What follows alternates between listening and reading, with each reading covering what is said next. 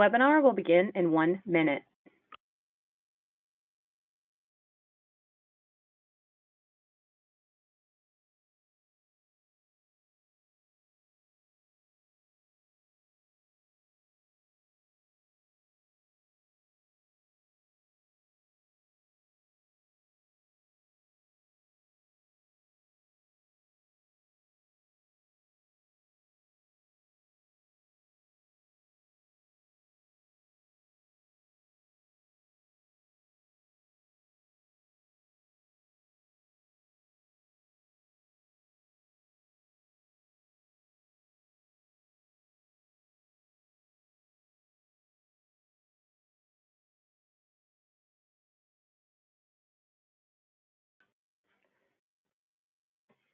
Welcome everyone, and thanks for joining us for today's webinar, 2026 Key Financial Numbers. The webinar will last approximately 10 to 15 minutes, and at the end we will tell you how to receive supporting materials by email.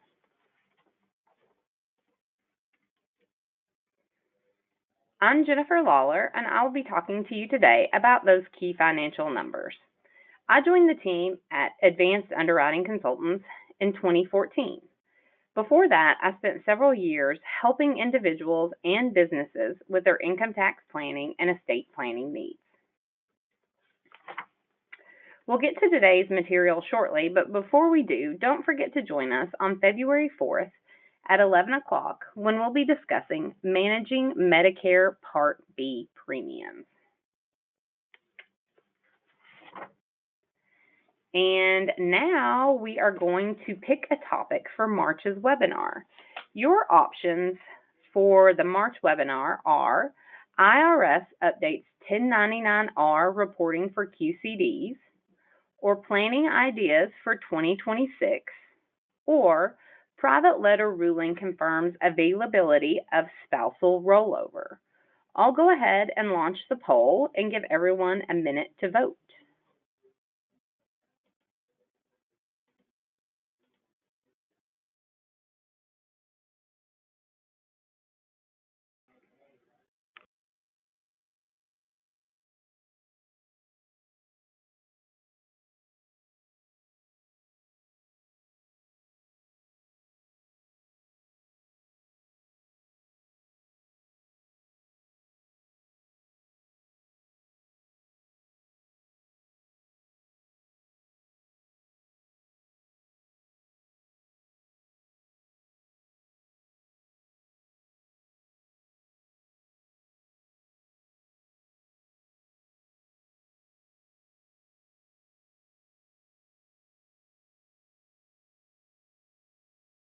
Give everybody a few more seconds to get their votes in.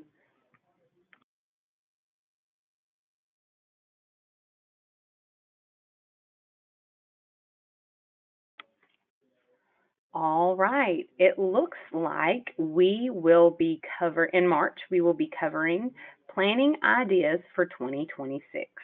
Thanks for participating in that, and don't forget to join us for it. As you know, each year the IRS typically adjusts several key retirement and tax planning numbers that are important for financial professionals. These adjustments are based on the annual cost of living index as adjusted for inflation each year. As we all know, inflation is still a big issue for many Americans in 2025. And the IRS adjusted several numbers for 2026 to reflect that. It's also worth noting that the OBBBA adjusted some of the 2025 numbers to reflect the high inflation that continued to plague Americans throughout the year. I'll highlight those numbers that changed for 2025 today as well. The IRS releases pages and pages of notices on these adjustments, but today we'll just be hitting some of the highlights and more commonly asked about numbers.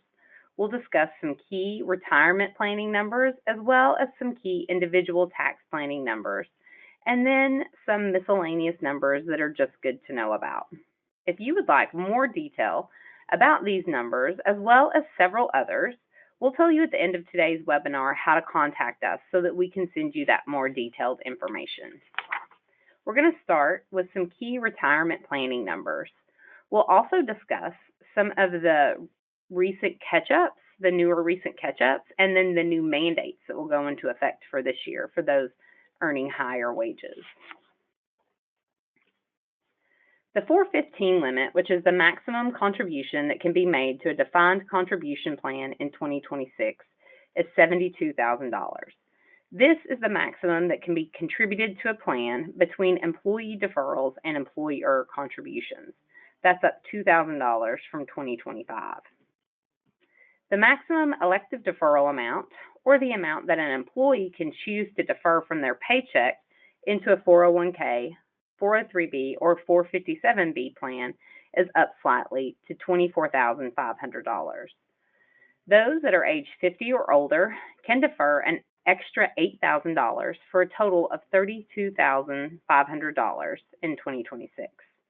Secure Act 2.0 included a provision that says that those ages 60, 61, 62, and 63 can increase their age-based catch-up to $11,250.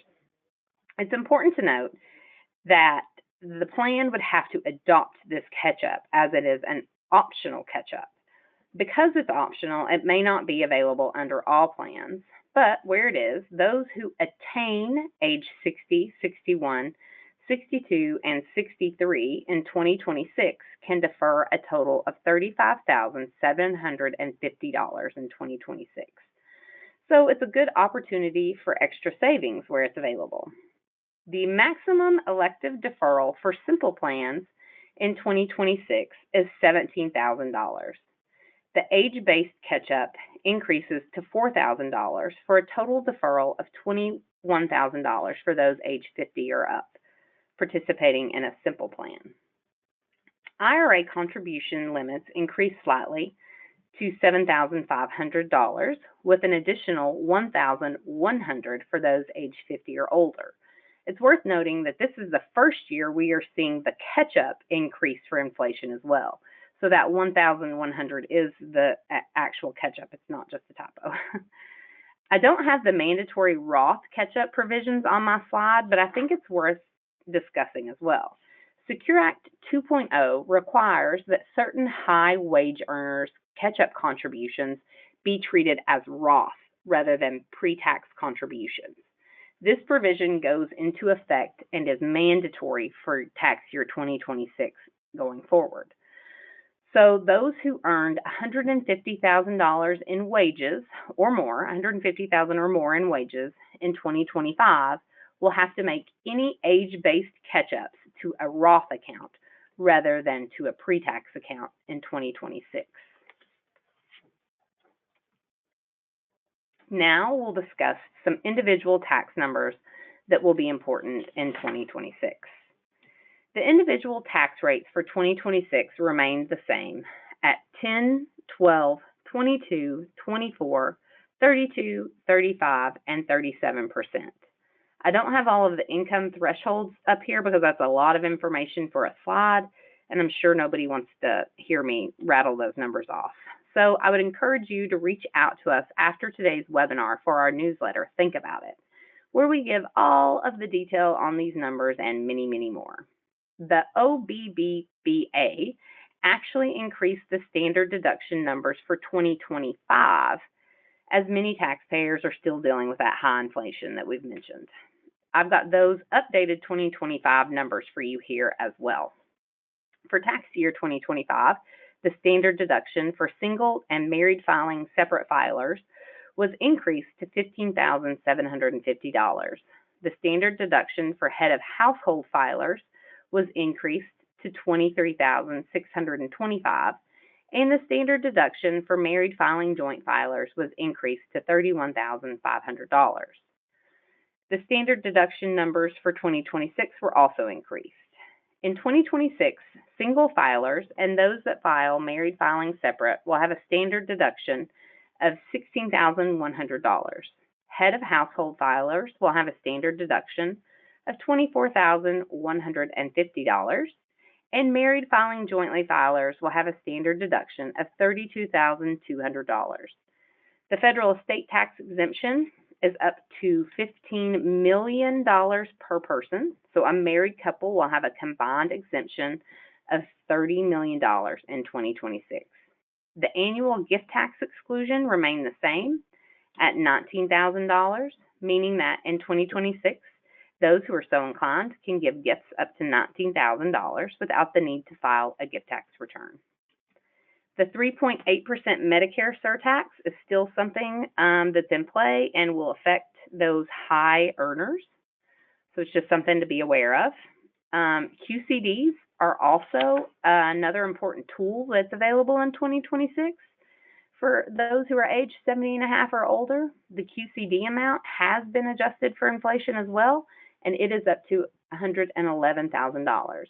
In other words, those who are age 70 and a half can make a qualified charitable donation of up to $111,000 directly from their IRA to their favorite charity or charities without it being included in their income in 2026.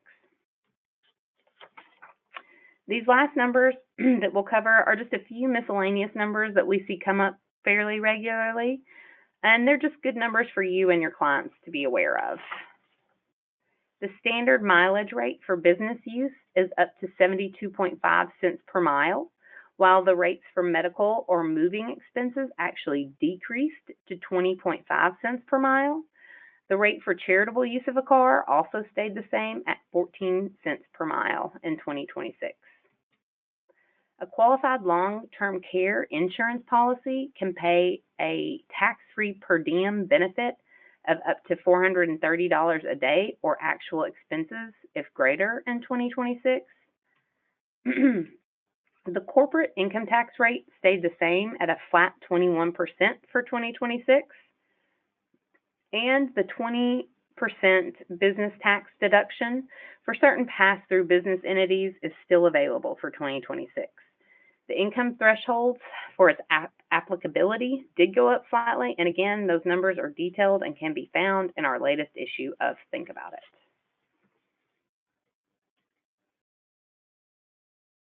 Medicare premiums increased across the board, but we'll be highlighting Part B premiums here. The standard monthly premium went up by $17.90 to $202.90 in 2026. For those with modified adjusted gross incomes that surpass $109,000 for single participants or $218,000 for married participants, those whose incomes exceed those thresholds, their premiums will increase on a scale according to how much their modified adjusted gross income exceeds those thresholds. The Part B premiums for higher incomes are $284.10, $405.80, $527.50, $649.20, $689.90. And again, we've got all of this detail in our latest newsletter, and we will be happy to share it with you. These numbers, and these are just a few highlights of the numbers for 2026 that are important. These numbers will almost always have a direct effect on our clients and their planning for the upcoming year. It's important that we help guide our clients to use this information and to help them reach their goals, whatever they may be. Our business owner clients should also be using the information to the best of their abilities by taking advantage of the low C Corp rates, as well as the pass-through deduction where available.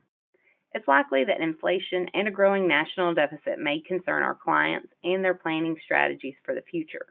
While we cannot predict the future, we can do our best to plan for it using the information that we do have, and we can use it to help guide our clients in 2026 and beyond, barring any changes, of course.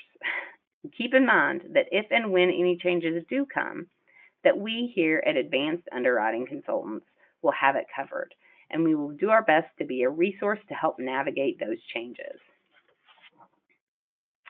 If you are interested in receiving the January 2026 issue of Think About It that discusses these numbers in greater detail, reach out to us at asktheexpert@advancedunderwriting.com. Again, that's asktheexpert@advancedunderwriting.com. If you have any problems with our Ask the Expert email, feel welcome to email me directly at jennifer.lawler@advancedunderwriting.com. Again, that's jennifer.lawler@advancedunderwriting.com. And I have my email up on the screen for anybody who is interested in it.